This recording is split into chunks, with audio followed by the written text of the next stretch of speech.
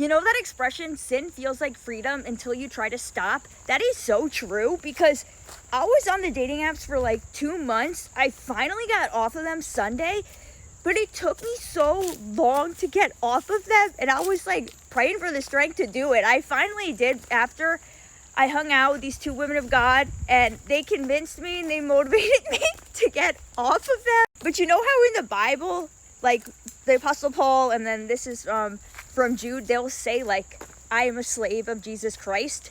I literally felt like I was a slave to the dating apps and to these guys that I was talking with, because I would just get so obsessive and hyperfixate on it, and I was like idolizing them, right? And so obviously looking for a romantic partner isn't like a sin, but I was just idolizing it, and so that's bad. And then I probably would have got led into sexual sin, because these people I was talking to, like, they were not men of God.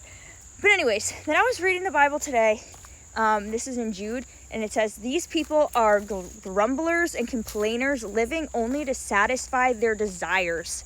And so this is why I really wanted like decenter men and focus on myself until it's actually my time to like get married and be with my husband, right? Because anytime I'm on the dating apps, or if I am in a relationship with a person or just talking to a guy, like, it kind of feels as though I am living for this person, and I kind of just put aside like all of my hobbies and my passions, and then like I just like make this person my life, and I like really idolize them.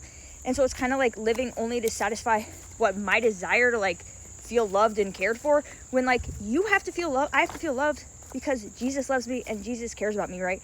I don't need like some random guy to make me feel like that. And so I really just need to stop needing this craving like male validation, right? But so it took me so long to get off the apps. It had such a strong grip on me, but I finally did it, guys. And so if the apps have a strong grip on you, keep praying to focus on God, and for God to put on your heart the desires of his will for you, and take away the desires that aren't his will for you. And you have to surround yourself also with godly women, because like I said, they helped me to want to delete the app, because we were eating lunch and I was like, you know what, we're talking about it and stuff, and I'm just gonna delete it right now. So then I deleted it. I still had 3 guys I was talking to on Snapchat. I never hung out with them yet.